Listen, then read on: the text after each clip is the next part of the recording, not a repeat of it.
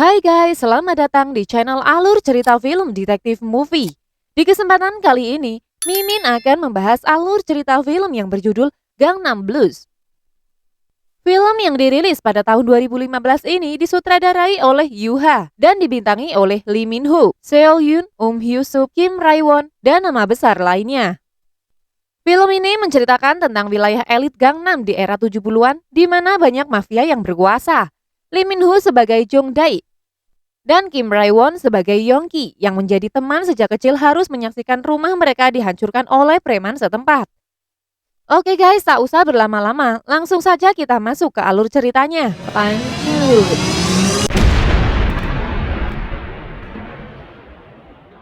Di awal film, terlihat pada tahun 1970, kota Seoul berencana mengembangkan kota Gangnam untuk memperluas wilayah Seoul yang baru.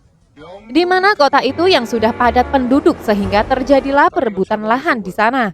Terlihat dua orang pria yang sedang memulung, ia bernama Jong Dae dan Yongki, mereka adalah sahabat karib. Dalam cerita ini, mereka adalah orang yang selalu susah. Mereka dari dulu juga hidup di panti asuhan bersama dan membuat mereka seperti saudara kandung. Saat ini mereka tinggal di sebuah rumah singgah yang sangat amat sederhana. Dan naasnya, ternyata rumah singgah mereka itu juga akan dibongkar dan membuat mereka terutama Jong Dae kebingungan mau di mana lagi mereka tinggal. Karena rumah singgah itu adalah satu-satunya tempat tinggal mereka. Keesokan paginya saat mereka masih tidur, tiba-tiba mereka dikagetkan dengan ekskavator yang mulai menghancurkan atap rumah mereka. Dan ternyata itu ulah para gangster. Mereka berdua yang tidak terima mencoba melawan gangster itu. Namun sayangnya mereka tak mampu melawan para gangster itu karena kalah jumlah. Di sisi lain, terlihat para bos gangster sedang meeting dengan para politisi.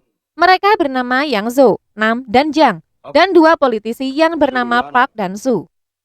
Kemudian para politisi itu membuat konspirasi dengan para bos gangster itu untuk mengacaukan sebuah rapat di pemilihan umum. Karena Park dan Su ingin memenangkan pemilihan itu dengan imbalan memberikan perizinan usaha di wilayahnya. Kemudian datanglah anak buahnya dari bos Nam yang bernama Gil Su. Lalu ia memberikan saran kepada bosnya agar tidak berurusan dengan politisi. Namun bos Nam membantahnya dan menyuruh Gil Su untuk segera mengumpulkan timnya sebanyak-banyaknya. Di lain sisi terlihat Jong Dae dan Yongki yang sedang disiksa oleh para gangster itu karena mereka telah berani melawan saat rumahnya digusur. Dan setelah itu Gil Su dan pemimpin gangster datang ke sana. Merasa kurang pasukan, kemudian ia merekrut Jong Dae dan Yongki agar gabung bersama mereka guys. Saat dalam perjalanan, mereka diberi makanan, minuman, dan sedikit upah. Setelah sampai, kemudian mereka semua masuk dalam sebuah gedung dan langsung tawuran. Namun mereka berdua bingung dengan pekerjaannya, karena mereka adalah orang lugu. Dan lihatlah saking paniknya, Yongki malah sakit perut dan pergi ke toilet. Setelah Yongki pergi, dari belakang tiba-tiba Jong Dae dipukul dari belakang. Akhirnya Jong Dae auto marah dan ia pun langsung melawannya. Yongki yang sedang asik di atas water closet, tiba-tiba para gangster itu juga membuat kerusuhan di sana dan membuat Yongki keluar untuk melawan mereka dan ia pun tidak sempat membersihkan anusnya. Namun karena jumlah mereka yang terlalu banyak, ia pun dipukul kepalanya dan membuat ia pingsan. Tak lama terdengar suara sirine polisi yang membuat mereka auto kabur. Namun terlihat Jong Dae yang belum juga pergi karena sedang mencari posisi Yongki. Hingga ia sampai di toilet pun ia tak menemukan sahabatnya. Kini Jong Dae terlihat sendiri sedang melamun di mana ia terus menunggu kedatangan Yongki. Keesokan harinya, ia pergi ke markas geng Gil Su untuk mencari dan menunggu Yongki kembali. Dan juga Jong Dae ingin bergabung dengan geng itu. Tak butuh waktu lama, Gil Su pun langsung menerimanya untuk bergabung dengan gengnya. Kemudian Jong Dae diajak bos Gil Su ke rumahnya, diajak makan malam bersamanya di mana yang mengantarkan makanan adalah anaknya yang bernama Yoon Se. Saat itu Jong Dae menceritakan semua masa lalu suramnya yang memprihatinkan. Mendengar itu, Gil Su langsung iba dan memberikan jatah telurnya kepada Jong Dae. Saat sedang tidur, Jong Dae tiba-tiba ia mendengar suara keributan di luar dan ternyata Gil Su diserang oleh seseorang. Di saat orang itu akan membunuh Gil Su, kemudian Jong Dae datang dan menendang muka orang itu dan kini ia bertempur dengan kedua orang itu. Dan beruntungnya, Jong Dae karena bisa mengalahkan mereka berdua, dan kini bos Gil Su terkena tusukan di bagian kakinya yang membuatnya pincang. Keesokan harinya, Jong Dae menemani bos Gil Su untuk pergi ke rumah atasan bos Nam. Dan ternyata kini Bos Nam telah tewas karena dibunuh seseorang. Setelah itu Gilsu memutuskan untuk membubarkan gengnya dan dia juga menyuruh anak buahnya untuk hidup damai layaknya manusia normal dan tidak menjadi gangster lagi. 3 tahun kemudian terlihat Yongki yang selama ini menghilang ternyata kini ia telah menjadi bos gangster. Ia bergabung dengan kelompok gangster bos Yangso. Ia juga dipercaya untuk mengelola sebuah hotel. Namun seperti biasa, ada seseorang yang tidak puas dengan keberadaan Yongki. Di sisi lain, kini Yongdae juga mengelola sebuah klub malam. Namun klub malam yang ia kelola sangatlah sepi dan membuat pemilik klub yang bernama Hyo marah dan menyuruh Yongdae untuk menutupnya. Kemudian Yongdae mencari cara untuk klubnya tidak ditutup. Lalu ia pun langsung mencari seseorang germo untuk mencari wanita yang akan dipekerjakan di klubnya.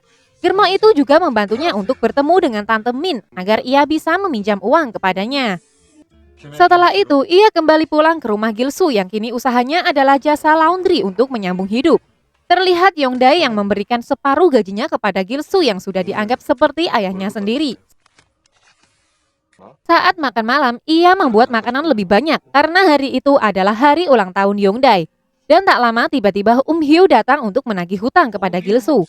Hyo juga mengancam akan membakar rumahnya jika ia tidak membayar hutangnya. Di sisi lain, kelompok gangster dari bos Yangso sedang meeting di sebuah bar.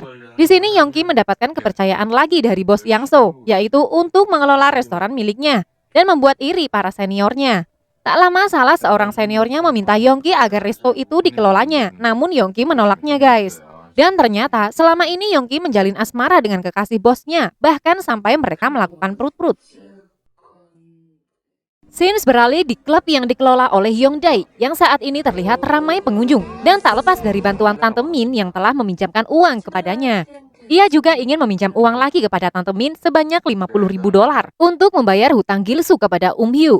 Dengan tak berlama-lama, Tante Min langsung menyetujuinya dan syarat Yongdae harus membantunya terlebih untuk membeli lahan seorang petani di kota Gangnam dengan cara menipu si pemilik lahan agar dijual murah ke Tante Min dengan harga yang murah. Singkat cerita, mereka pun berhasil menipu para petani itu. Dan terlihat, kini Tante Min mulai menyukai hasil kerja Yongdae. Bahkan dia juga memberinya bonus uang sebanyak $100.000, 2 kali lipat dari yang ia butuhkan saat ini.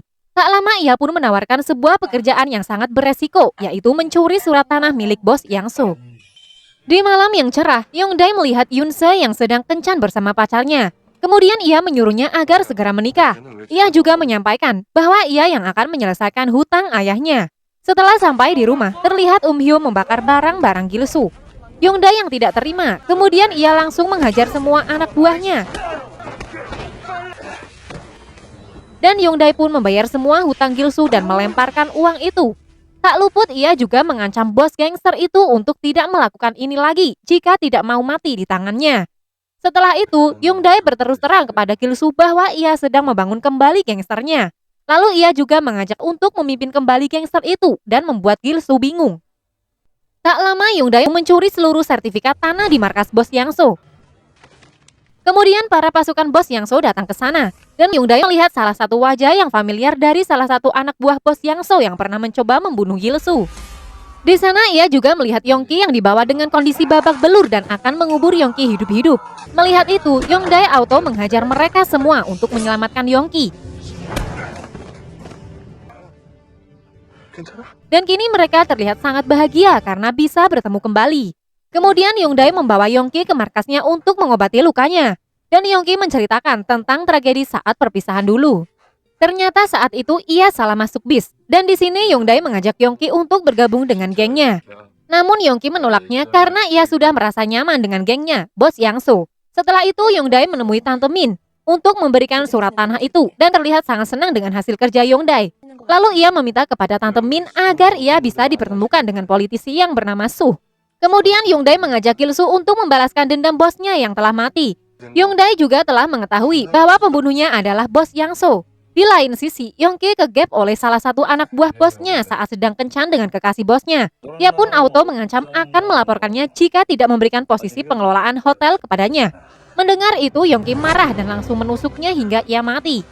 Kemudian ia menghubungi Yongdae untuk meminta bantuan dan membuang mayat itu ke sebuah danau. Di sana Yongdae juga meminta bantuan kepada Yongki untuk menjalankan misinya, yaitu membantai geng Jang. Lalu Yongki pun menyetujuinya. Tak lama kemudian, mereka pun langsung datang ke markas geng Jiang dan membantai semua orang yang ada di sana. Bahkan Yongdae juga membunuh orang yang telah melukai Gilsu. Yongki juga membawa pasukannya untuk membantai anak buah geng Jiang. Lalu mereka menemukan bos Jiang yang sedang mandi dan mereka langsung mengeksekusinya hingga tewas. Setelah itu, Yongdae menemui politisi Bos Su dan mengatakan bahwa ia ingin bergabung dengannya. Ia juga mengatakan bahwa bos yang sudah mati di tangannya. Bos Su yang mendengar itu, auto langsung mengizinkan Yongdae bergabung dengannya. Saat sampai di rumah, tiba-tiba Yongdae langsung dipukul Gilsu karena ia telah mengetahui kabar pembantaian itu. Dan ternyata ia tidak menyukai Yongdae yang kembali ke dunia gangster. Namun sayang, itu sudah terlambat karena ia sudah terlanjur menyelam ke dunia gangster lagi. Kemudian ia mengajak Gilsu untuk bergabung dengannya, dan kini Yongdae ditunjuk untuk menjadi pengganti bos Jiang. Kemudian anak buah Yongdae mengundang ibu-ibu ke klubnya, bahkan mereka juga merayu ibu-ibu dan menipunya agar mereka menjual tanahnya dengan harga yang murah. Dan kini Yongdae memiliki banyak tanah. Kini tersisa satu lahan lagi milik salah satu direktur yang sangat susah untuk dibeli. Kemudian mereka menyiasatinya dengan memanipulasi data supaya bisa mendapatkan tanah sang direktur. Mereka menjebak anaknya yang telah dituduh membunuh seorang pelacur. Karena takut anaknya masuk penjara, direktur itu pun akhirnya menjual tanahnya. Sesaat setelah mendapatkan sertifikat tanah, dari belakang tiba-tiba seseorang memukul kepala Yongdae hingga pingsan. Ketika sadar, Yongdae sudah berada di markas bos Yang So dalam keadaan tangan terikat dan disiksa. Karena bos Yang So telah mengetahui bahwa Yongdae lah yang mencuri surat-surat tanahnya. Di sana Yongki tidak bisa berbuat apa-apa, namun ia langsung memberitahukan kepada Gilsu. Dan Yongki juga menyuruh anak buahnya untuk memberikan makanan kepada Yongdae. Dan ternyata Yongki telah memasukkan sebuah silet di dalam makanannya itu, supaya Yongdae bisa meloloskan diri menggunakan silet itu. Tak lama kemudian, pasukan Gilsu datang untuk menyelamatkan Yongdae, dan ia juga memberikan semua surat-surat tanah yang mereka minta. Di saat yang bersamaan, tiba-tiba terdengar suara shotgun dari dalam yang ternyata itu adalah Yongdae yang berhasil menangkis shotgun itu. Dan kini terjadilah pertempuran antar geng di sana. Gilsu dengan penuh semangat membantai semua orang yang menghalanginya dengan kampaknya.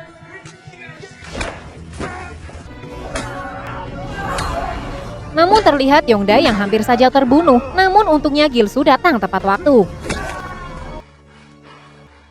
Setelah kejadian itu, anak buah bos Yang So menyadari bahwa di antara mereka ada pengkhianat.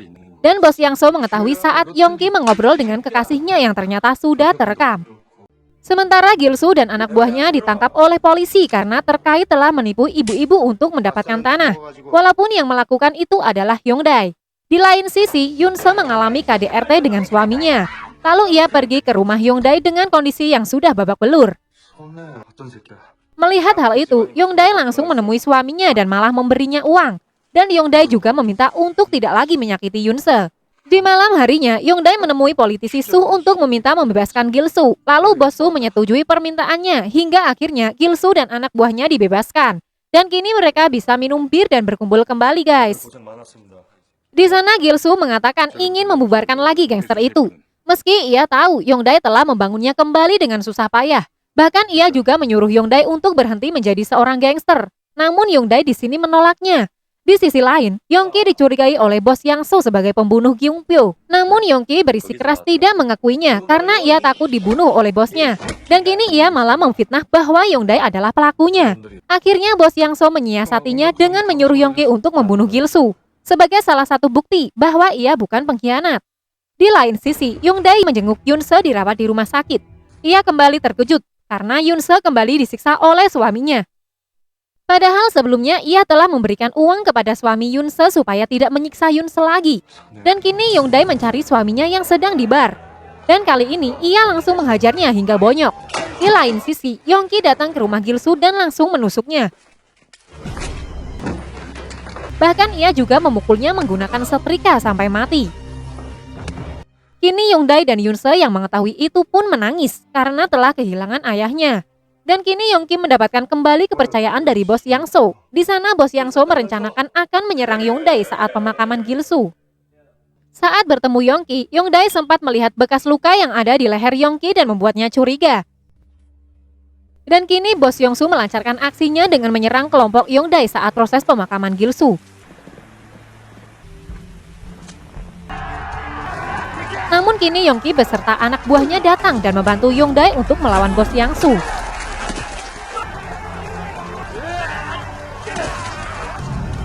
Dan kini Hyundai dan Yongki pun berhasil membantai semua anak buah gangster Yang So.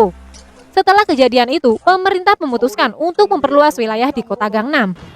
Kemudian Hyundai menemui politisi Suh dan mengatakan bahwa wilayah mereka kini semakin luas. Dan bos Suh juga mengatakan bahwa rekan politiknya yang bernama Park dikabarkan telah ditangkap dan juga Yang So yang telah kabur. Karena itu, kini Yongki menjadi pemimpin untuk menggantikan posisinya bos Yang So. Namun Hyundai masih merasa mengganjal di hati karena ia sudah mengetahui bahwa Yongki lah yang membunuh Gil-soo ayah angkatnya. Saat ia melihat foto-foto Gil-soo di sana, ia menemukan sebuah kartu keluarga. Dan ternyata Gil-soo sudah memasukkan nama Hyundai dalam keluarganya. Dan membuatnya sangat kecewa dengan Yongki si pembunuh Gil-soo ayah angkatnya.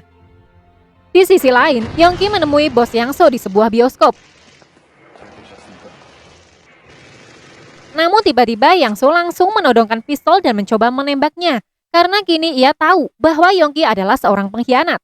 Beruntung Hyundai yang datang ke sana dan membantu Yongki membunuh bos Yang So. Kemudian Hyundai mengambil pistol itu dan langsung menembak bahu Yongki. Dan menyuruh Yongki untuk segera pergi sejauh mungkin meninggalkannya.